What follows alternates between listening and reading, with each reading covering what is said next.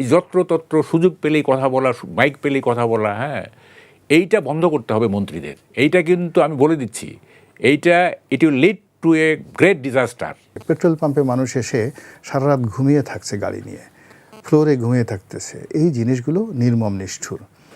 সেটার জন্য রাষ্ট্রপক্ষের যে সহানুভূতিমূলক কথা বলা দরকার, হৃদয় গলানো যে সকল ডায়লগ দেওয়া দরকার, কিন্তু বিপরীতে তারা যে সকল কথাবার্তা বলছে তাতে আমাদের মেজাজ গরম হয়ে যাচ্ছে, আমাদের গোস্সা হচ্ছে। ইন্ডিয়া যেটা করে, ইরিটেট করে, নানাভাবে একটা সরকারকে আনস্টেবল করার চেষ্টা করে। ইন্টারফেয়ার কখনো করছে? খামাখা বললে হবে, আমরা তো ইতিহাস জানি। পার্লামেন্টের একটা বক্তব্য দিয়ে দৌড়িয়ে ছুটে এসে প্রধানমন্ত্রীর কদমবুসি করবেন, প্রধানমন্ত্রীর সাথে কোলাকুলি করবেন, তারপর সাথে চুমোচুমি করবেন, এই ধরনের ঘটনা আমাদের পার্লামেন্টে কোনো দিন ঘটে নাই। ইউনূস সাহেব যে সময় নোবেল পাইছে, সেই কমিটিটা আমি খুঁজে বের করব। খুঁজে বের করে আমি তাদেরকে জিজ্ঞেস করবো যে ভাই, কোন ক্রাইটেরিয়ায় আপনারা তাকে নোবেল দিলেন? মাহফুজ আলম, সে একজন অ্যাডভাইজার, সে প্রোটোকল নাই, কিচ্ছু নাই, বঙ্গভবনে গিয়ে ছবিটা নামায় ফেললো এবং তাকে কোনো জবাবদিহিতার আওতায় আনা হলো না। সে যে এখনো আনা হয়নি।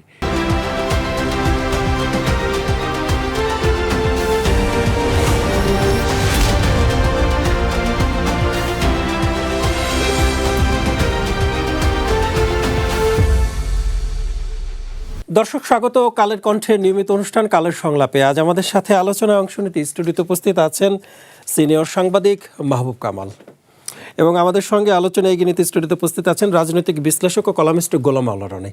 ধন্যবাদ। আপনাদের দুজনকে স্বাগত কালের কণ্ঠের স্টুডিওতে। দর্শক, আজকে আমাদের আলোচনা বিষয় নির্ধারিত হয়েছে চলমান রাজনীতির নানা প্রসঙ্গ নিয়ে। শুরুতেই মাহবুব কামাল ভাই, আপনাকে দিয়ে অনুষ্ঠান শুরু করতে চাচ্ছি। রাজনীতিতে তো অনেক কিছুই ঘটছে, আমরা দেখছি যে সংসদ উত্তপ্ত, আবার সংসদের বাইরে উত্তপ্ত। মানে আসলে রাজনীতিতে কি হচ্ছে, কি দেখছেন আপনি? না, আমি তো স্কুল জীবনে যখন ক্রিকেট খেলতাম তখন আমি সবসময় ওয়ান ডাউন নামতাম, ওপেনার কখনো ছিলাম না। তো ওপেনার হিসেবে ওনাকে দিতে পারতেন, ওয়ান ডাউন হলে আমার জন্য ভালো হতো।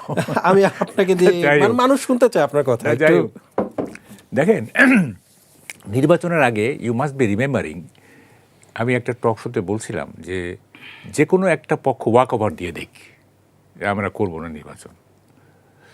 তাইলে হয়তো কি, যে ওয়াক ওভার দিত সে লাভবান হইতো। কীরকম? মানে বিরোধী পক্ষ তো তাহলে সরকার গঠন করত, মানে বিনা প্রতিদ্বন্দ্বিতায়। এবং এই ক্রাইসিস যে হচ্ছে, এটা কিন্তু অনুমিত ছিল, এই ক্রাইসিসে পড়তো। যেমন বিএনপি এখন ক্রাইসিসে পড়ছে, তখন হয়তো কি, মানে এখন যেটা হবে যে এই ক্রাইসিসটা যখন সামাল দিতে পারবে না, তখন একটা আন্দোলন হবে। আন্দোলন হইলে ওই সরকার হয়তো চলে যাবে। তখন এই যারা ওয়াকওভার দিছিল তারা তো ক্ষমতা নেবে। তখন তারা যদি ভুলও করে, তখন পাবলিক বলবে কি যে ও সবাই তো ভুল করে, সবাই তো পারে না, পারে না তো কি হয়েছে? হ্যাঁ, একটা গ্রেস পাইতো তারা। মানে এটা আমি হিউমার করছিলাম আর কি, সিরিয়াস কিছু না। দেখেন, আপনি বলতেছেন না যে কি দেখতেছেন আপনি। গাফফার চৌধুরী একটা লেখায় লিখছিলেন যে শেখ হাসিনার সবচেয়ে বড় শত্রু তার জিহ্বা, টাং, এই যে বেশি কথা বলে। এবং আসলে উনি রাইটলি পয়েন্টেড আউট। যেমন ধরেন, অত কথা বাদ দেন, এই যে জুলাই আন্দোলন যখন চলছিল, তখন যে উনি যে রাজাকারের নাতিপুতি ক্লিক করে গেল, কিন্তু আন্দোলনটা ওই একটা কথাতেই কিন্তু ক্লিক করে গেল এবং তাকে শেষ পর্যন্ত যাইতে হলো। তার মানে কি, তার জিহ্বাটা এটা একটা রোল প্লে করছে, তার পতনের একটা বড় রোল প্লে করছে। তা আমরা এখন দেখতেছি কি, যে এখন যেসব কথাবার্তা চলতেছে না, এইটা বর্তমান সরকারের সবচেয়ে বড় শত্রু হয়ে দাঁড়াচ্ছে। ঠিক আছে? কোন বিষয়টা? যেমন ধরেন, অযথা কথা, এবং যেসব কথার কোনো কি বলে, মানে মিনিংলেস কথা, এবং ওইটা কি বলে যে ট্রল ডেকে আনা। যারা কথা বলতেছেন দে আর ইনভাইটিং ট্রল। যেমন ধরেন, আপনি আমাদের শিক্ষামন্ত্রী ধরেন, কি সব বলতেছেন আর কি। হ্যাঁ, কি খালেদা জিয়ার নাতনির নাম কি, জাইমা রহমান, তোমরা এই জাইমা রহমান নিয়ে কি সব বলতেছে। তারপরে হার নকল হবে না, এই সেটা, মানে তার বলার ভঙ্গিটাই একটু কেমন জানি। তারপরে ধরেন যে সড়ক পরিবহন মন্ত্রী ঈদের সময় কি সব বললেন আর কি না। তারপরে আরও দু একজন মন্ত্রী, এখন মনে পড়তেছে না, বাট আননেসেসারি কতগুলি কথা বলে, যেমন একজন নাকি বলছেন যে জনগণের চাপেই তেলের দাম বাড়ানো হয়েছে। এগুলো হাস্যকর। জি, রুহুল কবির রিজভী এই কথা বলছে। বলেছেন। উনি তো প্রথম থেকেই উনি মানে he has perfected the mechanism how to মানে কি বলে যে টক ননসেন্স। হ্যাঁ, এটা বহু আগে থেকে আমরা জানি। যাই হোক, এখন দেখেন এই যে কথা বলতেছে না, এটা কেন বলতেছে জানেন এইভাবে কথা? সেটা হচ্ছে তালেরার একটা কথা আছে, এই যে ফ্রেঞ্চ ফিলসফার, তার একটা কথা আছে যে মানুষ নিজেকে প্রকাশ করার জন্য কথা বলে না, মানুষ কথা বলে নিজেকে ঢেকে রাখার জন্য। হ্যাঁ, মানুষ মনে করে কি যে আমার সম্পর্কে কি কি ধারণা আছে মানুষের, অন্যদের কি ধারণা আছে, সেটা থেকে বাঁচার জন্য সে কথা বলে যায়, নিজেকে ঢাকতে চায়। এবং ওই যে একটা কথা আছে না যে ঠাকুর ঘরে কেড়ে আমি কলা খাই না, এটা এমনি এমনি আসে নাই কিন্তু। হ্যাঁ, সবসময় এই মন্ত্রীরা মনে করতেছে যে আমরা বোধহয় প্রশ্নবিদ্ধ হচ্ছি, সুতরাং কথা বলে এটাকে কম্পেনসেট করতে হবে। এটা খুব বিপজ্জনক প্রবণতা। এবং এটাতে হয় কি, কিন্তু এটাতে কিন্তু মানুষকে ফাঁকি দেওয়া যায় না। এইভাবে কথা বলে রনি ভাই মানুষকে কিন্তু ফাঁকি দেওয়া যায় না। যেমন ধরেন, আমি একটা ছোটো উদাহরণ দিয়ে একটু হিউমার করি। যেমন ধরেন হাজব্যান্ড, হ্যাঁ, একদিন সে একটা এক্সট্রা ম্যারিটাল কাজ করে আসতো ঘরের বাইরে। সে ঘরে ঢুকেই না নানা রকম কথা বলা শুরু করবে ওয়াইফের সাথে। হ্যাঁ, মানে এমনভাবে কথা বলবে যাতে ওয়াইফ কোনো সন্দেহ করতে না পারে। হ্যাঁ, নানা গল্প গুজব করবে, দেখা জানো আজকে আমি কোথায় গেছিলাম, এই সেই ইত্যাদি। তখন ওয়াইফ কিন্তু ঠিকই বুঝে যায়। ওয়াইফ বলে, তোমাকে আজকে এত খুশি খুশি লাগতেছে কেন? তুমি তো এরকম কোনোদিনও করো না। ফলে এটা ধরা পড়ে যায়। হ্যাঁ, ওনারা যে এইভাবে কথা বলতেছেন এটা ধরা পড়ে যায়। কাজের লোক কিন্তু কথা খুব কম বলে, ঠিক আছে? কাজের লোক কাজ নিয়েই ব্যস্ত থাকে। তাহলে এই যে এখন যারা একটু বলি, এই শেষ করি, কাজের লোক মানে কথা বলে খুব আনুষ্ঠানিকতার সঙ্গে।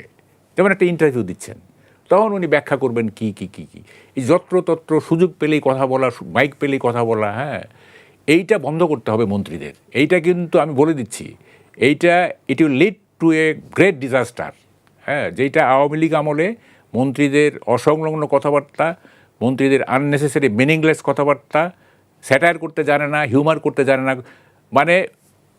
মানে বোকা কিংবা যাদের নির্বুদ্ধি, তারা মানে কখনো কখনো না হিউমার করতে গিয়ে না এমন একটা সিচুয়েশন তৈরি করে, এমন একটা কথা বলে যেটা আসলে হি বিকামস এ লাফিং স্টক, উপহাসের পাত্র হয়ে যায়। আচ্ছা, আমাদের মন্ত্রীদের মধ্যে এইটা দেখা যাচ্ছে। হ্যাঁ, যে আমি ফিরবো আপনার কাছে। হ্যাঁ, বলেন। আমি ফিরবো, আমি পরবর্তী প্রশ্নটাই আপনার কাছে ফিরবো। তার আগে একটু গোলাম আল্লাহ রনি ভাই আপনার কাছে একটু আসতে চাই।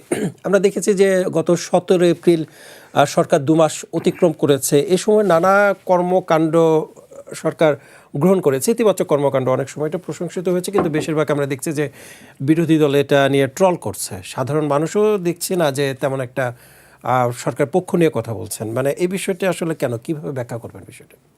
ধন্যবাদ। আমি আসলে মাহবুব কামাল ভাইয়ের যে কথা সেখান থেকে শুরু করি। জি, মানুষের যে স্কিল আছে, যে সকল মানে গড গিফটেড স্কিল, যেটা মানুষ অর্জন করতে পারে না, জন্ম থেকেই আল্লাহ রাব্বুল আলামিন তার মন মস্তিষ্কে দেওয়া যায়। সেটা হলো চমৎকারভাবে হিউমার করার ক্ষমতা। যেমন ধরেন উইনস্টন চার্চিল, অসাধারণ তার মানে হিউমার করার ক্ষমতা ছিল। আব্রাহাম লিঙ্কনের ছিল রাজনীতিতে। আপনি যদি ধরেন সেই চার্লি চ্যাপলিন, পৃথিবীতে 1000 বছরের একটা চার্লি চ্যাপলিন কিন্তু তৈরি হয়নি। তারা জীবনকে, জীবিকাকে, পরিবেশকে এত চমৎকারভাবে হিউমার করতে পারতেন যে তার যে ঘোরতর শত্রু, সেও মানে যাকে উদ্দেশ্য করে বলা হলো, সেও কিন্তু না হেসে রিল্যাক্স না হয়ে পারে না। তো এই কাজটি যখন কোনো অথর্ব লোক করার চেষ্টা করে, বেকুব করার চেষ্টা করে, অশিক্ষিত লোকজন করার চেষ্টা করে, অথবা কোনো ফাঁকিবাজ, সে কাজ করছে না কিন্তু সে কথার জাদু দিয়ে সে যাকে বলা হয় এটা ঢাকতে চাচ্ছে, তখনই ওই যে মাহবুব কামাল সাহেব যে জিনিসটা বললেন যে আমাদের সমাজে আমরা যে বেশিরভাগ কথাবার্তা বলি মূলত নিজেকে আড়াল করার জন্য, নিজের দুর্বলতা ঢেকে রাখার জন্য। আচ্ছা, তো উনি যখন সেই ফ্রেঞ্চ ফিলোসফারের কথা বলছিলেন, তখন আমি এখানে বসে আবার একটু দেখে নিলাম। আর একটা ফ্রান্সের একটা বিখ্যাত মানে যাকে বলা হয় প্রবাদ আছে, ভীষণ রকম প্রবাদ, যে প্রবাদটা ফ্রান্সের প্রবাদ, কিন্তু এটা জনপ্রিয় হয়েছিল উইনস্টন চার্চিলের সেই পার্লামেন্টে সেই বিখ্যাত একটা বক্তব্যের মাধ্যমে, কিন্তু বক্তব্যটা ফ্রান্স থেকে আসছে। সেটা হলো, কেউ যদি তার কুকুরটিকে মেরে ফেলতে চায়, ফ্রান্সের বক্তব্য, কেউ যদি মেরে ফেলতে চায় তাহলে তাকে বলতে হবে যে, ডুবিয়ে মেরে ফেলতে চায় তাহলে তাকে বলতে হবে যে এটা জলাতঙ্ক রোগে আক্রান্ত ছিল। আর উইনস্টন চার্চিল বলছেন যে তোমার কুকুরটিকে তুমি যদি মেরে ফেলতে চাও তাকে একটা ব্যাড নেম দাও, আগে একটা খারাপ নাম দাও। এটা ইংরেজিতে এরকম, if you want to kill a dog give him a bad name. হ্যাঁ, এটা হলো উইনস্টন চার্চিলের কথা, উনি যেটা বললেন, কিন্তু এটার অরিজিনাল যে শব্দটা সেটা জলাতঙ্ক। এবং আমাদের দেশে দেখেন একটা অমানবিক ঘটনা ঘটেছে কিছুদিন আগে, খানজাহান আলীর মাজারে কুমিরের সামনে মুখে দিয়ে একটা কুকুর দিয়ে দেওয়া হয়েছে। এখন এটা নিয়ে সারা দেশ তোলপাড়, এবং সেখানে ঠিক সেই ফ্রান্সের সেই কথাটা আসলো, বিরাট তদন্ত হলো, এবং তদন্ত করে বলা হলো যে ওই কুকুরটি জলাতঙ্ক রোগে আক্রান্ত ছিল। বুঝতে পারছেন ব্যাপারটা, যে সময় চলে যায়, ঘুরে ফিরে সেই একই কথা এসে যায়। এখন আপনার প্রসঙ্গে আসি। প্রথমত হলো যে রাজনীতি এটা আকর্ষণীয় বিষয়, আকর্ষণীয় বিষয়, এটার ব্যাপারে মানুষের প্রচণ্ড একটা আকর্ষণ থাকবে।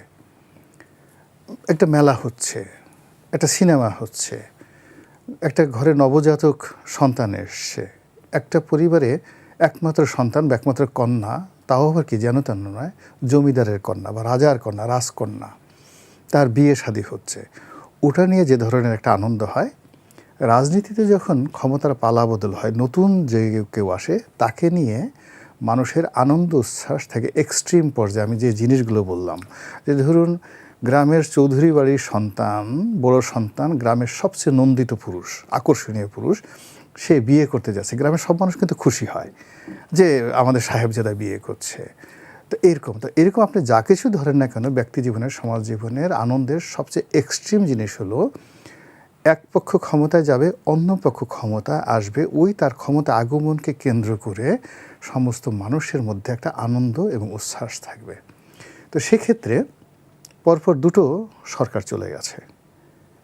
শেখ হাসিনা সরকার কীভাবে গেছে আমরা জানি, আর ডক্টর মোহাম্মদ ইউনূসের সরকারও চলে গেছে, এবং এই সরকারটার ব্যাপারে আমাদের বিরক্তি, ঘৃণা একদম এক্সট্রিম পর্যায়ে চলে যাচ্ছিল। মানে একটা মানুষকে যেমন নিজের যে থুথু এটা ফেলে তারপর যদি তাকে বলা হয় তুমি এই থুতুটা খাও, ওটা যেমন তার কাছে অস্বস্তিকর, আমাদের এই বাঙালির জন্য, 18 কোটি বাঙালির জন্য ডক্টর মোহাম্মদ ইউনূসের বিরোধিতা করাটা ছিল আমাদের জন্য আসলে ওইরকম কষ্টের ব্যাপার। আমি বা মাহবুব কামাল সাহেবদের মতো যারা মানুষ 17 বছর ধরে শেখ হাসিনার বিরুদ্ধে কথাবার্তা বলেছি, আবার তারাই যখন হঠাৎ করে ডক্টর মোহাম্মদ ইউনূসের বিরুদ্ধে কথা বলা শুরু করেছে, তখন লোকজন বলবে এর কি পাগল হয়ে গেল নাকি, এদের কারণে তো শেখ হাসিনা চলে গেল, এখন আবার তারা মানে ডক্টর ইউনূসের কথাবার্তা বলছে। তো এইরকম একটা এক্সট্রিম পরপর দুটো সরকার চলে গেল। চলে যাওয়ার পরে যিনি বা যারা আসলেন, তাদের মর্যাদা আমাদের কাছে পূর্ণিমার চাঁদের মতো, দুটো আমাবস্যা যাওয়ার পর পূর্ণিমার চাঁদের মতো। তারা আমাদের কাছে হারাধনের একটি সন্তানের মতো, তারা আমাদের কাছে কি বলবো, মণিমাণিক্য, হীরামণি মুক্তা জহরতের মতো। কিন্তু এই যে গত 2 মাসে আমাদের সেই পূর্ণিমার চাঁদ আমাদের জীবনটাকে অন্ধকার করে দিয়েছে।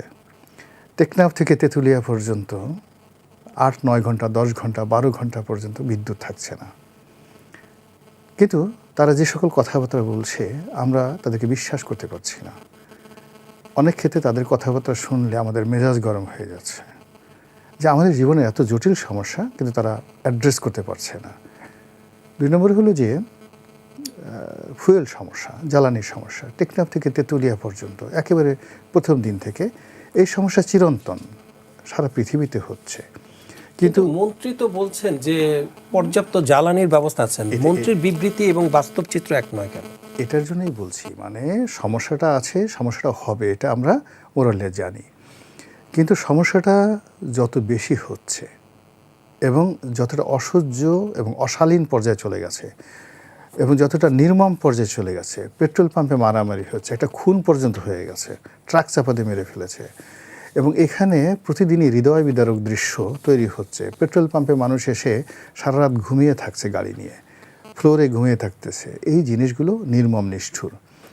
সেটার জন্য রাষ্ট্রপক্ষের যে সহানুভূতিমূলক কথা বলা দরকার, হৃদয় গলানো যে সকল ডায়লগ দেওয়া দরকার, কিন্তু বিপরীতে তারা যে সকল কথাবার্তা বলছে তাতে আমাদের মেজাজ গরম হয়ে যাচ্ছে, আমাদের গোস্সা হচ্ছে, অভিমান হচ্ছে, কষ্ট হচ্ছে যে আমরা কি হারালাম, এর সাথে ইউনূসের জমানা ভালো ছিল, এই কথাও কিন্তু অনেকে বলা শুরু করেছে। আবার অনেকে বলছে যে শেখ হাসিনার জমানাও ভালো ছিল, মানে এমন কথাও শেখ কিন্তু হাসিনার শোনা জমানা যাচ্ছে। তো এই তুলনায় যদি আপনি ইউনূসের জমানা ভালো বলেন, তো সেখানের জমানা বলবেন তো আমরা জান্নাতে ছিলাম, মানে ওইরকম ভাবে মানে এটা চলে আসছে। এটা যে শেখ হাসিনার জমানা আসলে জান্নাত ছিল বা ইউনূস ভালো ছিল তা নয়, বর্তমান জমানার ফেইলিওরের কারণে এদেরকে অপমান করার জন্য আমরা এই কথাগুলো বলে আসছি।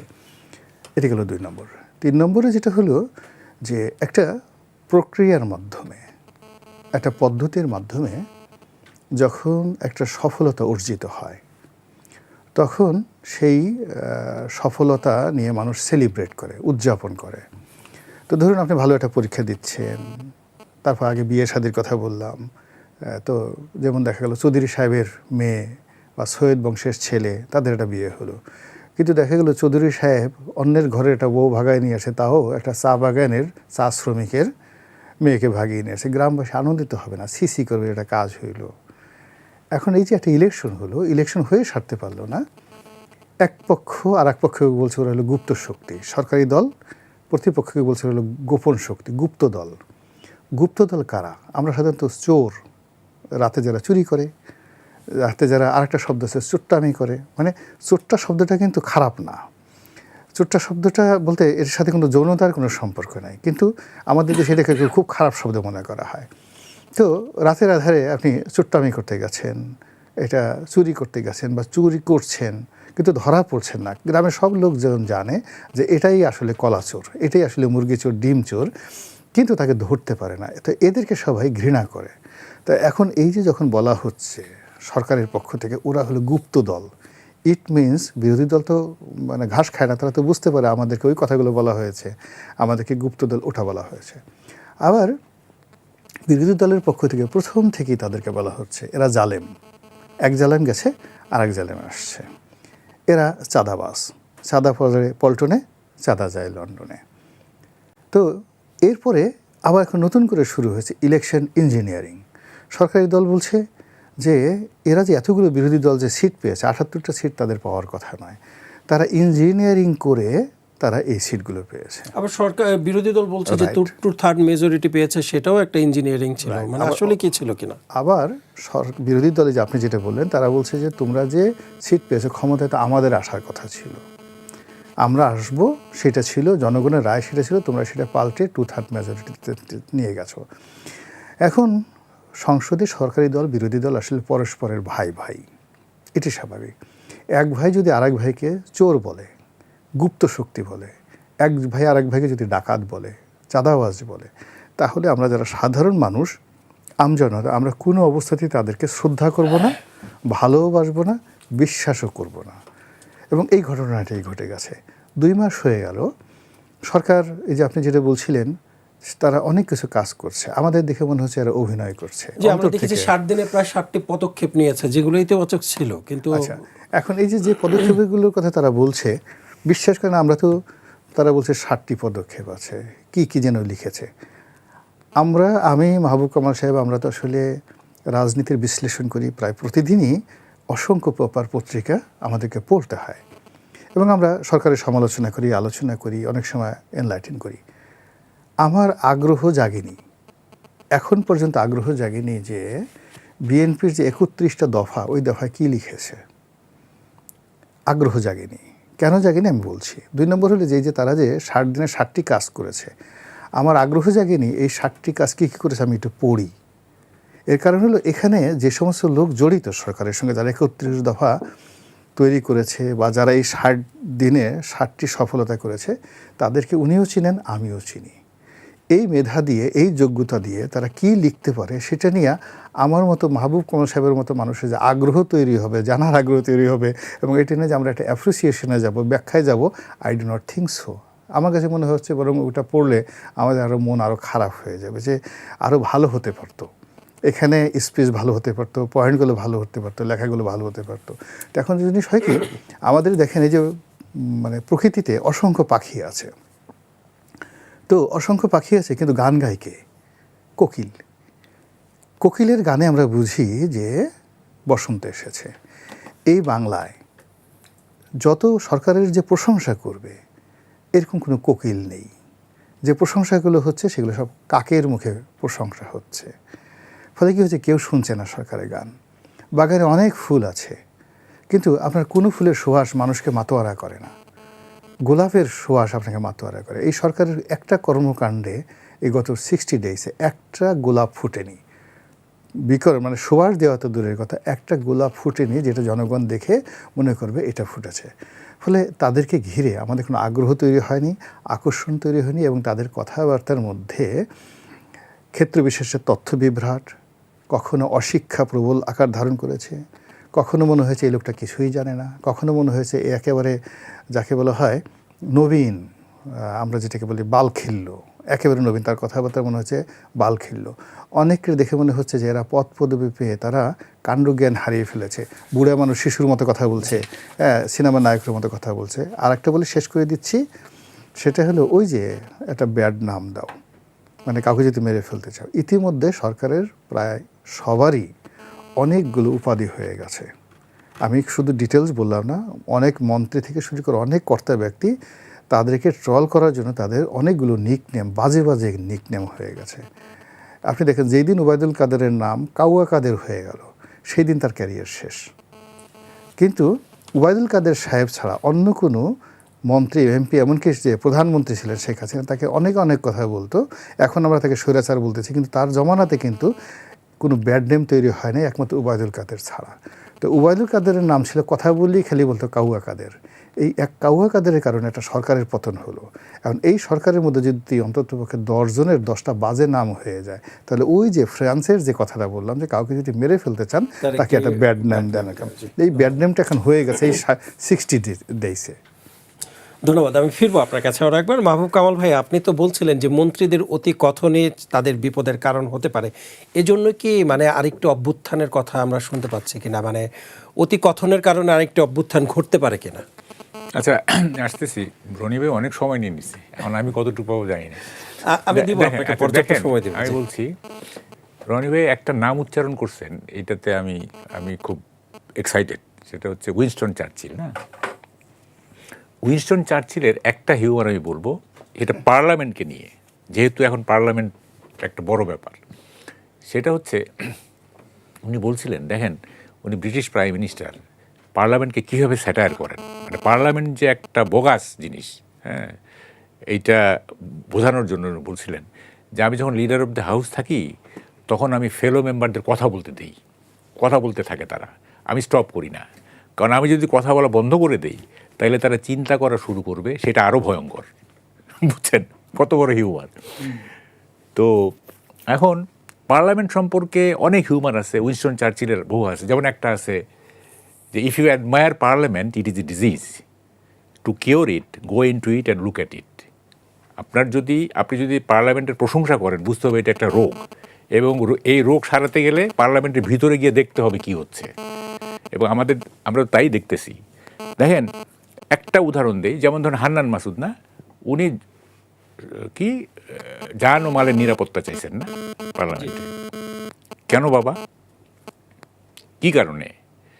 18 মাস যখন অনেকের জানমালের অনেকে জানমালের নিরাপত্তাহীনতায় ভুগছিল, তখন কি করছিলেন? এখন আপনি কেন জানমালের নিরাপত্তা চাচ্ছেন? কষ্টটা যে কি ভোগ করেছে সাধারণ মানুষ 18 মাস, এখন বুঝতেছেন? হ্যাঁ, যে ফ্র্যাঙ্কেনস্টাইন তৈরি করছেন, সেই ফ্র্যাঙ্কেনস্টাইন যে আপনাদের ঘাড়ে পড়তে পারে একদিন, সেইটা বোঝেন নাই। এখন জানমালের নিরাপত্তা চাচ্ছেন কেন? মানে সাধারণ মানুষ যখন জানমালের নিরাপত্তা চেয়ে হাহাকার করতেছিল, আর্তনাদ করতেছিল, তখন কি করছিলেন? 200-র বেশি সার্ভিস ও ফিচারে লেনদেনের সব বিকাশ অ্যাপে সম্ভব। দেখেন পরিস্থিতি কোথায় গেছে। দেখেন IMF ঋণ ছাড় করবে না। হ্যাঁ, ঋণ ছাড় করবে না কেন? কী কারণ? এটা একটা নির্বাচিত সরকার, তাই না? এতদিন ছিল একটা অনির্বাচিত সরকার। তার মানে কি IMF সন্তুষ্ট হতে পারছে না যে এইটা একটা প্রেডিক্টেবল সোসাইটি কিনা, এইটা একটা ভবিষ্যৎবাণী যোগ্য সোসাইটি কিনা, তাই না? এবং টাকা ছাড় নেওয়ার, আমরা তো একটা নির্বাচিত সরকার দেখতেছি না, IMF হয়তো থার্ড নয়ন দিয়ে দেখতেছে, থার্ড আই দিয়ে দেখতেছে, তৃতীয় নয়ন দিয়ে দেখতেছে, এবং তৃতীয় নয়ন দিয়ে দেখতে পাচ্ছে যে আসলে এইটা একটা স্টেবল সোসাইটি না, এবং এই আনস্টেবিলিটি আরও তীব্র আকার ধারণ করবে। তাহলে আমি কেন বাবা টাকাগুলি অ্যাট স্টেক ফেলবো, বিপদাপন্ন কেন করব? বোঝা যাচ্ছে না? একটা নির্বাচিত সরকার আবার তো IMF টাকা ছাড় করবে, এতদিন একটা ছিল। তার মানে IMF সন্তুষ্ট হতে পারছে না, মানে আমরা তাদেরকে সন্তুষ্ট করতে পারছি না, হ্যাঁ, বিশ্বাস করাতে পারছি না। হয়তো এমনও হইতে পারে IMF এটা ভাবছে যে একটা বড় সংখ্যক মানুষকে প্রতিনিধিত্বশীল একটি দলকে নির্বাচনের বাইরে রাখার কারণে আনরেস্ট তৈরি হবে আরও। এখনই তো আনরেস্ট শুরু হয়েছে, তাই না? আবার যদি ওই আওয়ামী লীগ আবার আনরেস্ট শুরু করে, তাহলে একটা বড় ধরনের আনরেস্ট তৈরি হবে। তো এখানে বাবা এত টাকা দেওয়ার দরকারটা কি? দেখি পরিস্থিতি দেখি, তাই না? ফলে পরিস্থিতি কিন্তু ভালো না। দেখেন, এই যে আমি বললাম না যে কথা বেশি বলাটা, এই যে মানে মিনিংলেস কথা, আপনার এই জ্বালানি প্রতিমন্ত্রী চিটাগাঙ্গে বলতেছেন যে স্মরণকালের সবচেয়ে সেরা মজুদ রয়েছে। এবং দেখেন, আমি এতে মাইন্ড করতাম না, আমি মাইন্ড করছি কেন জানেন? তিনি পরে বলছেন আই রিপিট বলতে আমি মাইন্ড করছি, বুঝছেন? আবার ওইটুকুই থাক, আবার রিপিট কেন, বুঝছেন? এখন আচ্ছা, উনি বলতেছেন আচ্ছা যদি স্মরণকালের মজুদ থাকে তাহলে দীর্ঘ লাইন কেন?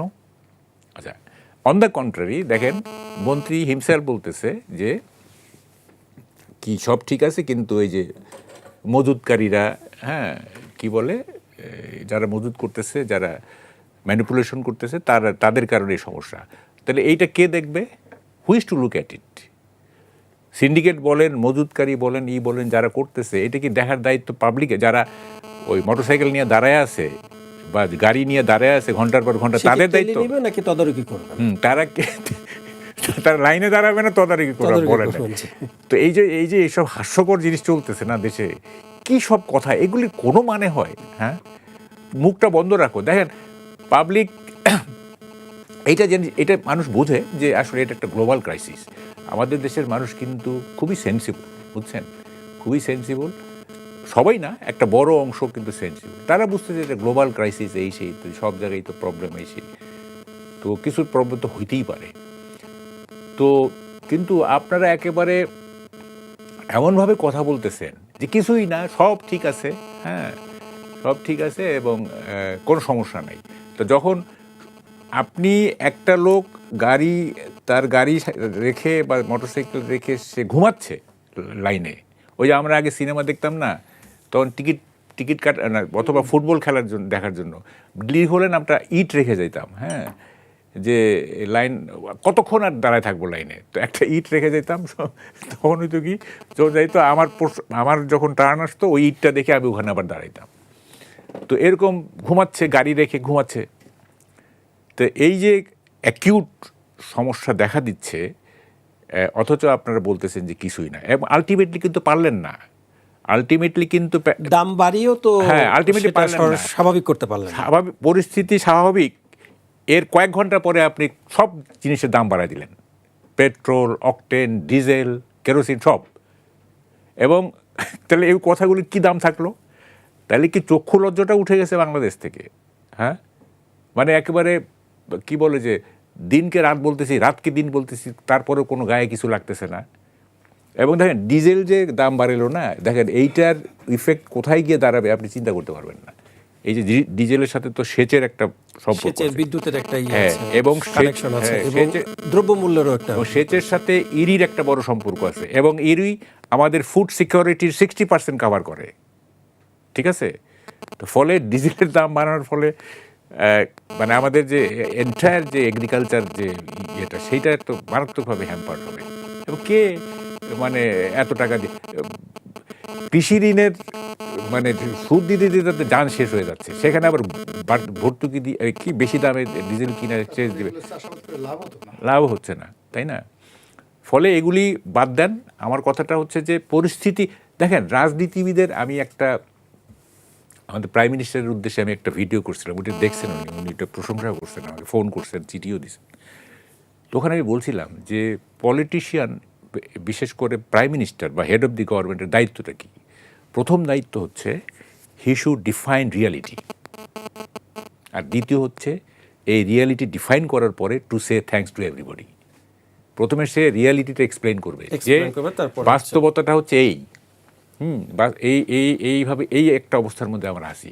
এইটা যখন এক্সপ্লেন করা শুরু করবে বা শেষ করবে, তখন যারা থাকবে তখন বলবে থ্যাঙ্কস। সেই রিয়েলিটির মানে রিয়েলিটির কারণে কি যে ফ্যামিলি কার্ড, তারপর আমরা দেখছি কৃষক কার্ড, এগুলো দেয়া হচ্ছে কিনা, মানে সে রিয়েলিটি সে দেখতে পেয়ে কি এরকম কর্মকাণ্ড নিচ্ছে কিনা? এটা পরে বলতেছি। তো ওই রিয়েলিটিটা ব্যাখ্যা করার পরে উনি বলবেন যে থ্যাঙ্কস টু এভরিবডি। এইটা হচ্ছে প্রাইম মিনিস্টারের প্রথম কাজ।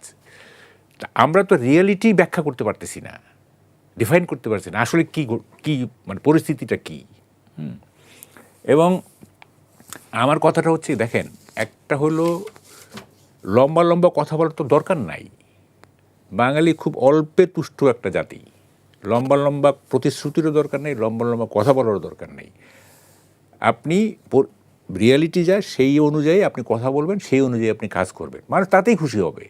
এবং মানুষ যদি বুঝতে পারে যে আন্তরিকতা আছে, পারছে না, তাইলেও কিন্তু গ্রেস মার্ক পাবেন। আন্তরিকতা আছে কিন্তু পারছে না, বেচারা কী করবে বা কিন্তু আপনারা কি দুইটা ভুল একসঙ্গে করতেছেন। একটা, প্রথমত হচ্ছেন ব্যর্থ, সেকেন্ডলি এই ব্যর্থতাকে জাস্টিফাই করার জন্য আপনারা আবল তাবল কথা বলতেছেন। দুইটা মিলে একটা বড় ধরনের প্রবলেম তৈরি হচ্ছে। ব্যর্থতাকে যদি আপনি স্বীকার করতেন, তাহলে মানুষ কি দেখতো, আচ্ছা ঠিক আছে, উনি যদি বলতেছেন যে উনি পারছেন না, তো একটা মিনিমাইজ হয়ে যেত। আসবো আপনার কাছে, আমি ফিরবো আরও একবার। রনি ভাই, আমি আপনার কাছে একটু আসতে চাই। মানে অতীতে তো আমরা দেখেছি যে সংসদ অধিবেশনে যে সকল সাংসদ বক্তব্য দিতেন, মানুষ অধীর আগ্রহ নিয়ে কিন্তু অপেক্ষা করতো বিভিন্ন সাংসদের বক্তব্য শুনতে।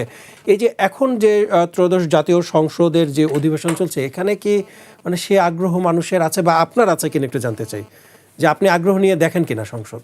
প্রথমত প্রথম দিন আমি আগ্রহ নিয়ে দেখেছিলাম, এরপরে আমি আর আসলে দেখি না, এবং অন্যান্য যারা আছে তারাও এটা দেখেন না।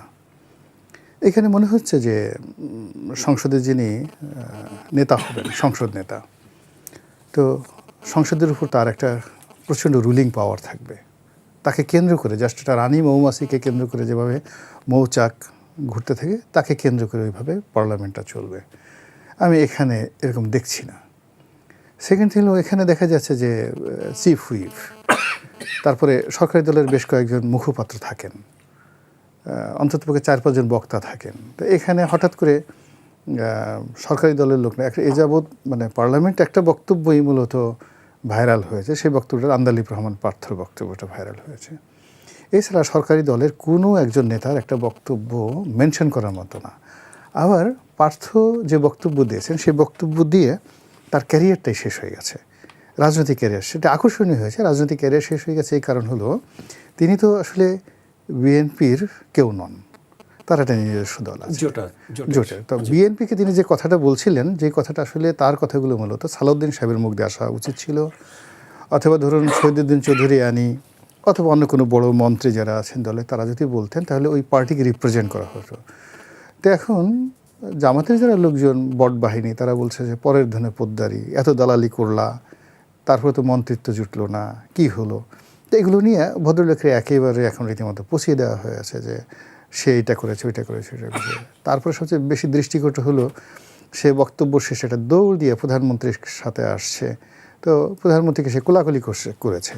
তো প্রধানমন্ত্রী এমব্রাস ফিল করেছেন, তাকে সবাই সরিয়ে দিচ্ছিল, যেটা ইটস নট দ্য প্লেস কোলাকুলি করার জন্য, তাকে পিঠে থাপ্পড় দিয়ে।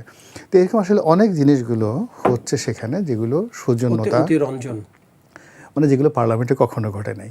আপনি মানে পার্লামেন্টের একটা বক্তব্য দিয়ে দৌড়িয়ে ছুটে এসে প্রধানমন্ত্রীর কদমবুসি করবেন, প্রধানমন্ত্রীর সাথে কোলাকুলি করবেন, তারপর সাথে চুমোচুমি করবেন, এই ধরনের ঘটনা আমাদের পার্লামেন্টে কোনো দিন ঘটে নাই। তো এইরকম যে অদ্ভুত ঘটনাগুলো ঘটছে, সেই ঘটনার ফলে কি হচ্ছে, সরকার প্রধান এবং যারা বক্তব্য দিচ্ছেন, তারা ক্রমশ মানুষের আকর্ষণ হারিয়ে ফেলছেন। তো এই যে যে ঘটনাগুলো ঘটছে, এই ঘটনার ফলে কি হলো যে আগামী এই সরকারটা যে বহুদিন চলবে, এই সরকারটা ভালো মতো যে চালানো যাবে, এই সরকারের উপর যে নির্ভর করা যাবে, এটা যেমন আমরা জনগণ আশ্বস্ত হতে পারছি না, একইভাবে ভাই যেটা বললেন IMFও আশ্বস্ত হতে পারছে না। তো এটা কেন হচ্ছে? আমার কাছে যেটা মনে হচ্ছে যে, যেমন ধরুন সালেউদ্দিন সাহেব সরকারের অর্থ উপদেষ্টা ছিলেন, ওনাকে দেখে কিন্তু মনে হতো যে একটা অর্থমন্ত্রী, কিন্তু এখন আমির খসরু মাহমুদ সাহেব অর্থমন্ত্রী, কিন্তু দেখে মনে হচ্ছে না অর্থমন্ত্রী। This the things. এরপরে সরকার আবার করেছে কি, আমির খসরু মাহমুদ সাহেবের উপর দিয়ে তাকে অ্যাডভাইস দেওয়ার জন্য একজন অর্থনীতিবিদকে অর্থ উপদেষ্টা করেছেন। অবস্থা দৃষ্টি মনে হচ্ছে যে এই লোক অর্থ উপদেষ্টা হওয়ার মানে এ যে উপদেশ দিচ্ছে, এতে করে সরকার যত দাতা সংস্থা আছে সবার সাথে সরকারের একটা শত্রুতা আলটিমেটলি হয়ে গেছে। যেমন সে বলছে যে শেখ হাসিনা IMFের সঙ্গে যে ঋণ চুক্তি করেছে, রাশেদ মাহমুদ তিতুমির বোধহয় ভদ্রলোকের নাম, উনি অর্থ উপদেষ্টা পূর্ণমন্ত্রী মর্যাদায়। তো এটা একটা ভুল সিদ্ধান্ত হয়েছে, এটা করা ঠিক হয় না, বাংলাদেশকে একটা ঋণের জালে সে আবদ্ধ করে গেছে। এখন একটা অর্থনীতিবিদ যদি না জানেন যে IMFের ঋণ সাধারণত কোনো দেশ নিতে চায় না, আর IMFও কোনো একটা দেশকে সাধারণত ইন জেনারেল ঋণ দিতে চায় না, এটা হার্ড লোন। যখন একটা দেশের অর্থনীতি ICUতে চলে যায়, অথবা একটা দেশের অর্থনীতিতে যাকে বলা হয় একটা কালবৈশাখীর ঝড় আসে, অর্থনীতির সংকেত আসে, এবং সে তার সারা দুনিয়াতে গ্রহণযোগ্যতা হারিয়ে ফেলে, তাকে কেউ বিশ্বাস করে না, তখন IMFের লোন দরকার হয়। শেখ হাসিনা যখন IMFের লোন নিতে যায়, তখন আসলে প্রায় $35 বিলিয়ন আমাদের রিজার্ভ ছিল, তার কিন্তু অর্থনীতি একদম পুরোপুরি ওকে ছিল। কিন্তু এই জ্বালানি সংকট ওই সময় কিনতে গিয়ে সরকারি যে ব্যাংকগুলো আছে, সেই সরকারি ব্যাংকগুলো যে LC নিতে চাচ্ছিল না, মানে বাংলাদেশ পেট্রোলিয়াম কর্পোরেশন LC নিতে পারছিল না, বিকজ প্রত্যেকটা ব্যাংকই তখন দেউলিয়াত্বের পর্যায়ে ছিল। তখন কি হতো, 2-3টা ব্যাংকের অ্যাড কনফার্মেশন লাগতো। যেমন দেখা গেল মানে বাংলাদেশ পেট্রোলিয়াম কর্পোরেশন LC করতে দিচ্ছে সোনালী ব্যাংকে, ধরেন মানে $10 লাখ একটা LC বা $1 কোটি LC। সোনালী ব্যাংকের সেই LCটা সিঙ্গাপুরের বা কুয়েতের কোনো ব্যাংক নিচ্ছে না, তখন সোনালী ব্যাংকে চলে যেতে হতো স্ট্যান্ডার্ড চার্টার্ড ব্যাংকের কাছে, HSBCর কাছে, বা ABN AMRO এরকম ব্যাংকের কাছে। তো এটাকে বলা হয় থার্ড পার্টি গ্যারান্টি। এই জন্য তাকে আবার ওই LC অ্যামাউন্টের উপর 1% 2% অতিরিক্ত ইন্টারেস্ট দিতে হতো। আচ্ছা, এইভাবে অনেকগুলো ঘটনা 3-4 মাস করার পরে দেখা গেল যে পুরো ব্যাংকিং সেক্টরে সারা গ্লোবালি কোনো ব্যাংকের LC, বাংলাদেশের কোনো ব্যাংকের LC এসএসএনের জমানাতে কেউ গ্রহণ করতেছিল, এবং সব জায়গাতে অ্যাড কনফার্মেশন দরকার ছিল। এখন আমাদের অর্থনীতির সংকট ছিল না, কিন্তু এই যে সরকারের একটা ভুল পলিসি, মানে কিছু কিছু পেমেন্ট মানে কেন্দ্রীয় ব্যাংকের কারণে আটকে দেওয়া হয়েছিল, কিছু বিদেশি পেমেন্ট LCর পেমেন্ট ঠিকমতো দেওয়া হচ্ছিল না, ফলে সারা দুনিয়াতে কিন্তু বদনাম ছড়িয়ে পড়ছিল যে বাংলাদেশ সম্ভবত এই পরিস্থিতি থেকে এখন মানে বের হওয়ার আমি বলছি যে তখন যেটা হলো, দেখেন ওই সময়টাতে কিন্তু সরকারে যারা বাংলাদেশ ব্যাংকের কর্তা ব্যক্তি, তারাই কিন্তু শেখ হাসিনাকে ডুবিয়েছে। অর্থাৎ যে পেমেন্টটা আজকে দিয়ে দিলে হয়ে যেত, কিন্তু তারা টাকা ছিল কিন্তু দেয়নি। তো এইগুলোর কারণে কী হলো, গ্লোবালি বাংলাদেশে একটা দুর্নাম বদনাম হয়ে গেল। তখন বাধ্য হয়ে তাকে IMFের কাছে যেতে হলো, যে IMF যদি তাকে ঋণ দেয় তাহলে প্রমাণ হবে যে এই দেশের অর্থনীতি 100% ওকে আছে। ফলে অন্যান্য যে ইমেজ, তখন তারা করলো IMFের কাছে গেল। আমরা তখন যারা টকশো করতাম, ইনক্লুডিং রেজা কিবরিয়া সহ, আমরা তামার পাতে লিখে দিয়ে বলছিলাম যে এই দেশ দেউলিয়া হয়ে যাচ্ছে, IMF ঋণ দেবে না। কারণ IMF আসলে কারো ইনফ্লুয়েন্সে ঋণ দেয় না, ও সব কিছু দেখে ঋণ দেয়। কিন্তু আমাদের সবার মুখে রীতিমতো চপেটাঘাত করে IMF, মানে আওয়ামী লীগ সরকার যত ঋণ চেয়েছিল, বোধহয় $4 বিলিয়ন তারা ঋণ চেয়েছিল, তারা দিয়ে দিল $4.5 বিলিয়ন। আচ্ছা, 2 নম্বর হলো এই ঋণগুলো শুধু দিল না, এত দ্রুততম সময় তারা এই ঋণগুলো ছাড় করলো, এবং পরপর 3টি কিস্তি দিয়ে দিল। 3টি যে এখন 4র্থ কিস্তি আটকিয়ে রেখেছে, যেটা $1.5 বিলিয়ন, বাকি কিন্তু তারা দিয়ে গেছে। আচ্ছা, এখন সেই ঋণটা দিয়ে যাওয়ার ফলে কি হলো, উইদিন 1 সপ্তাহের মধ্যে গ্লোবালি সারা পৃথিবীতে আমরা আমাদের ইমেজটা ফিরে পেলাম, যেন আমাদের অর্থনীতিটা ওকে আছে। আওয়ামী লীগ সম্পর্কে আমাদের দেশের মিডিয়াতে আমরা যারা কথাগুলো বলেছিলাম সেই কথাগুলো আমরা আসলে ঠিক বলিনি। এখন এই সরকারের অর্থনীতিবিদ বলছে, অর্থমন্ত্রী বলছে যে IMF-এর ওই ঋণটা নেওয়াটা ভুল ছিল। আমার কাছে মনে হয় যে এর সাথে ইকোনমিক ব্লান্ডারনেস আর হতে পারে না। যে সরকারের অর্থমন্ত্রী, অর্থ উপদেষ্টা এই কথা বলতে পারে, এখন সরকারের ঠিক সেম আওয়ামী লীগ জমানাতে যে ইমেজ সংকটটা ছিল, যে দুর্নাম বদনাম ছড়িয়ে পড়েছিল, ঠিক তার সাথে এখন 3 গুণ দুর্নাম বদনাম ছড়িয়ে পড়েছে ব্যাংকের দেউলে হয়ে যাচ্ছে, ছড়িয়ে পড়েছে আমাদের টাকা নাই, ছড়িয়ে পড়েছে আমাদের বিদেশি ঋণ পরিশোধ করার সক্ষমতা নাই, ইত্যাদি হাজার রকমের জায়গাতে এই IMF-এর যে কিস্তিটি মাত্র $1 বিলিয়ন, যেখানে আমাদের এখন 33 না 34 বিলিয়ন ডলার আছে, এই মাসে আরও প্রায় $4 বিলিয়ন ডলার আসবে, মানে আমাদের শুধু ফরেন রেমিটেন্স। তো সেখানে আমাদের দেখবেন যে আমরা দেখেছি যে গত 19 দিনের $2 বিলিয়ন জমা হয়েছে। এটি মানে এই মাস শেষে অলমোস্ট $36 বিলিয়ন আমাদের ফরেন রিজার্ভ চলে আসবে ইন জেনারেল। কিন্তু অর্থনৈতিক সংস্কার না থাকবে, বিদেশিরা তো আমাদের বিশ্বাস করছে না। কিন্তু IMF যদি তার ওই মাত্র $1 বিলিয়ন জায়গা থেকে মাত্র 5.5, মানে পরবর্তী যে ক্লিয়ার মাত্র $55 লাখ যদি আমাদেরকে দেয়, ইট মিনস আমরা একটা সার্টিফিকেট পেলাম, ছেলের চরিত্র ভালো, বংশ ভালো, সব কিছু ঠিক আছে। আর সেই জায়গাতে সরকারের অর্থ উপদেষ্টা বলতেছে IMF খারাপ, IMF-এর ঋণের সাথে শেখ হাসিনা যে চুক্তি করে সেটা খারাপ হয়েছে। এবং এই অর্থ উপদেষ্টাকে নিয়ে, এই অর্থমন্ত্রীকে নিয়ে, এই অর্থ বিভাগকে নিয়ে তারেক রহমানের সরকার এই দেশ চালাবে, IMF-এর ঋণ চালাবে, অন্য জিনিসগুলো চালাবে, এটা আমি এখনও পর্যন্ত এতটা নির্বোধ হতে পারিনি। আমার কাছে মনে হচ্ছে স্টিল আমাদেরকে সরকারকে খুব নির্মমভাবে কথাগুলো বলতে হবে। He should immediately change. যেমন ওই যে বললাম যে এখন সালাউদ্দিন সাহেবের কথা চিন্তা করেন, স্বরাষ্ট্রমন্ত্রী, তিনি সংবিধান নিয়ে কথা বলছেন। আরে বাবা, আপনি এত সংবিধান ভালো জানেন, আপনি আইন মন্ত্রণালয়ের দায়িত্ব নেন। কিন্তু এই যে তার যে স্বরাষ্ট্র মন্ত্রণালয়ের দায়িত্ব, আগের বেচারা জাহাঙ্গীর সাহেব কিচ্ছু পারতেন না, কিন্তু সারাদিন দৌড়ি করে কথাবার্তা বলে, এই তুমি বিয়ে করছো, তোমার বেতন কত, সব জায়গায় ঘোরাফেরা করে সে মনে হতো হ্যাঁ সে একটা স্বরাষ্ট্রমন্ত্রী। কিন্তু এখন মনে হচ্ছে না যে বাংলাদেশে একজন স্বরাষ্ট্রমন্ত্রী আছে। জি, আমি ফিরবো আপনার কাছে আরও একবার। মাহবুব কামাল ভাই, আপনি যেটা বলছিলেন যে সংসদের একজন কনিষ্ঠ সদস্য তিনি বলছেন যে জানমালের নিরাপত্তা চাই, জীবনের নিরাপত্তা চাই। আমরা দেখেছি আপনি এটা বলেছেন যে গত 18 মাসে যে এত মব হয়েছে তখন কি মানুষের জানমালের নিরাপত্তা কেন দিতে পারেনি তারা, এমন একটা কথা আপনি বলছিলেন। আমরা দেখেছি যে আজকে কালের কণ্ঠের একটি অনুসন্ধান প্রতিবেদন প্রকাশ হয়েছে, শিক্ষাগুরুর বিভীষিকাকাল। আপনি নিশ্চয়ই দেখেছেন বিষয়টি, যে আমরা দেখেছি যে গত 18 মাসে শিক্ষকদের উপরে ন্যাক্কারজনক ঘটনা ঘটেছে, তাদের বাসায় হামলা করা হয়েছে। এই বিষয়টিকে আপনি কিভাবে ব্যাখ্যা করেন? দেখেন, আপনি যে বললেন না যে শিক্ষকদের উপরে যে 18 মাস ধরে যে ন্যাক্কারজনক মব হয়েছে, দেখেন চিফ অ্যাডভাইজার নিজেও একজন শিক্ষক ছিলেন না? একজন শিক্ষক হয়ে, বিশ্ববিদ্যালয়ের শিক্ষক হয়ে তিনি নির্বিকারভাবে দেখে গেলেন যে সারা দেশে এই যে 3000 বোধ হয় না, 3000 শিক্ষকের উপর কি ধরনের মব হয়েছে এবং ইয়ে হয়েছে।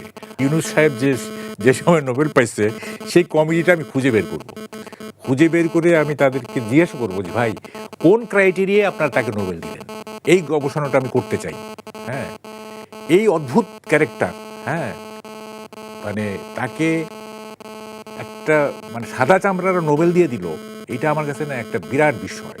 হ্যাঁ, আমি যাব, এবার আমি ইউরোপে গেলে অবশ্যই নরওয়েতে যাবো, এবার আমি জিজ্ঞেস করবো যে কী কারণ, কীভাবে আমাদের বুঝান। হ্যাঁ, কিছু জিনিস এমনি বুঝি, কিছু জিনিস বুঝাই দিলে বুঝি। আমি এটা বুঝতেছি না, আমরা বুঝাই দেন যে কি ব্যাপারটা, কি কাণ্ড হয়েছে 18 মাস। দেখেন, ইউনিভার্সিটির টিচার তার গলায় আপনার জুতার মালা গাছের সঙ্গে বেঁধে রাখতেছে। হ্যাঁ, হান্নান মাসুদ এখন বলতেছে জানো মালের নিরাপত্তা দেন। হ্যাঁ, ফাজলামো। এবং মানে বেশি মানে আমরা কি দেখছি, দুইটা শ্রেণী আপনার সবচেয়ে বেশি নিগ্রহের শিকার হয়েছে। হ্যাঁ, একটা হলো শিক্ষক সমাজ, না দুইটা না অনেকই হয়েছে, মুক্তিযোদ্ধা সমাজ, তারপরে কি বলে ইভেন দেখেন ইনি নাকি একটা আধুনিক লোক। হ্যাঁ, ইনি বিদেশে লেখাপড়া করা, এই ইত্যাদি। নাটক হচ্ছে, সেই নাটকে মব করে নাটক বন্ধ করে দিছে, যারা করছে তাদেরকে আইনের আওতায় আনা হয় নাই। অথচ সংস্কৃতির উপরে আক্রমণ বন্ধ করে দেওয়া হলো। এবং 32 নম্বর সরকারি বুলডোজার দিয়ে ভাঙা হয়েছে, তো সে ইয়ে করবে না যে আচ্ছা ঠিক আছে আপনার পাবলিক লেভেলে কিছু মব হয়েছে, আচ্ছা সরকারি বুলডোজার যে বের করে এনে ভাঙা হইলো এটার কোনো জবাবদিহিতা হবে না? এই বুলডোজার কীভাবে ব্যবহৃত হইলো সব ছেড়ে দিছে, যা খুশি করো। হ্যাঁ, এবং বঙ্গবন্ধুর ছবি নামাই দিছে না, দেখেন রনি ভাই, দেখেন কি বলবো, সংবিধান এক্সিস্ট করতেছে এবং সংবিধান তো বাতিল করে নেই, সংবিধান এক্সিস্ট করতেছে, সেই সংবিধানে ফাদার অফ দি নেশন হচ্ছে শেখ মুজিবুর রহমান, ঠিক আছে? অথচ মাহফুজ আলম সে একজন অ্যাডভাইজার, সে প্রোটোকল নাই, কিচ্ছু নাই, বঙ্গভবনে গিয়ে ছবিটা নামায় ফেললো এবং তাকে কোনো জবাবদিহিতার আওতায় আনা হলো না। সে যে এখনো আনা হয়নি, সে যে কনস্টিটিউশন ভায়োলেট করলো। হ্যাঁ, বিদেশি দূতাবাস থেকেও তো নামানো হয়েছে, কোনো নিয়ম না, কিচ্ছু নাই, কিচ্ছু ছিল না। এইটা চরম অরাজকতার সমাজ ছিল 18 মাস, কিচ্ছু ছিল না। হ্যাঁ, অথচ তাকে কেউ কিছু বলে না। হ্যাঁ, সে এখনও একটা পূজনীয় ব্যক্তি। হ্যাঁ, অদ্ভুত ব্যাপার। এবং অনেকে বলে কি সেই মুহূর্তে, রনি এটা খেয়াল করেন, অনেকে বলে যে সেই মুহূর্তে ইন্ডিয়ার রক্তচক্ষু, ইন্ডিয়ার আক্রমণ থেকে বাঁচার জন্য তার মতো একটা ব্যক্তিত্ব দরকার ছিল, অনেকে এটা বলে। আবার অনেকে বলে আশীর্বাদ স্বরূপ, এমনটা তিনি দাবি করেছিলেন। হ্যাঁ, মানে উনি থাকার কারণে ইন্ডিয়া আক্রমণ করতে পারে। ইন্ডিয়া কবে ইন্টারফেয়ার করছে? বঙ্গবন্ধু মারা যাওয়ার পরে ইন্টারফেয়ার করছে ইন্ডিয়া। 7ই নভেম্বর, 3রা নভেম্বর যখন খালেদ মোশাররফ ক্ষমতা নেয়, সেই সময় তো বাজারে উঠলো যে ইন্ডিয়ান আর্মি আসছে ইন্ডিয়ান আর্মি। কখন? ইন্ডিয়া যেটা করে, ইরিটেট করে, নানাভাবে একটা সরকারকে আনস্টেবল করার চেষ্টা করে। ইন্টারফেয়ার কখনো করছে? খামাখা বললে হবে, আমরা তো ইতিহাস জানি। আচ্ছা, মালদ্বীপ টালদ্বীপের দিকে কিছু একটু জানতে চাই, শেষ করি। তো এখন এটা আরেকটা বলে কি, আরেকটা যুক্তি দেয় কি, একটা ইলেকশন দিয়ে তো উনি চলে গেছেন। এই যে আমাকে এক প্রফেসর জাহাঙ্গীরনগর ইউনিভার্সিটি, আমি উত্তর দিচ্ছি, সেটা হলো উনি তো চলে যেতে মানে ইলেকশন দিয়ে চলে যেতে চান নাই, উনি একটা গিরিঙ্গি করতে চাইছেন। বলছেন যে রেজাল্ট দিতে দেরি হবে, রেজাল্ট যে দ্রুত দেওয়া যায় এটা প্রমাণ হয় নাই, হয়েছে তো। কেন বলছিলেন দ্রুত দেরি হবে? আবার 180 দিন পরে ক্ষমতা হস্তান্তর করবে। উনি কি নির্বাচন দিয়ে সরে যেতে চাইছেন? আর্মি, ওই যে আর্মি চিফ প্রথম দিকে বলছিলেন যে 18 মাস, এবং 18 মাসের মধ্যেই নির্বাচনটা হয়েছে আর্মি চিফের সেই কথা অনুযায়ী, এবং নির্বাচনটা করে দিচ্ছে তো আর্মি, যে ওইসব হাঙ্কি বাঙ্কি চলবে না। 18 মাস মিনস 18 মাস, ঠিক আছে? উনি বাধ্য হয়ে তো এটা মেনে নিছেন। উনি ক্রেডিট নিচ্ছেন যে উনি করে দিচ্ছেন আর কি। দেখেন, আর্মি 2টা জিনিস করছে, দেখেন আপনারা খেয়াল করে, এগুলো আর্মি কিন্তু অন্য কোনো কিছুতে ইন্টারফেয়ার করতে চায় না। 2টা জিনিস করছে। একটা হলো ওই 5ই আগস্টে আর গুলি করব না, এবং হাসিনা ওখানে ইন্টারফেয়ার করে না নির্বাচনের, আর আরেকটা ওখানে একটা ইন্টারফেয়ার করছে, আর গুলি করব না, হাসিনা শেষ। আর এইবার আর কিছু না, মব হয়েছে। আর্মিকে নির্দেশ দেওয়া হয় না তো করবে কি? যেখানে নির্দেশ দেওয়া হয়েছে সেখানে করছে। গোপালগঞ্জে 4-5টা লোক মেরে ফেলছে আর্মি, মানে ওখানে এনসিবি যেহেতু ছিল, ওখানে যদি অন্যরা কেউ থাকতো, কোনো নির্দেশ যাইতো না, এবং এনসিবির লোকরা ফিরে আসতে পারতো না, বুঝছেন? ধন্যবাদ আপনাদেরকে, আপনাদের মূল্যবান সময় আমাদেরকে দেওয়ার জন্য। দর্শক, আপনারা দেখছিলেন আমাদের নিয়মিত অনুষ্ঠান কালের সংলাপ। আজ এই পর্যন্তই। ভালো থাকুক দেশ, ভালো থাকুক দেশের মানুষের প্রত্যাশা। আল্লাহ হাফেজ।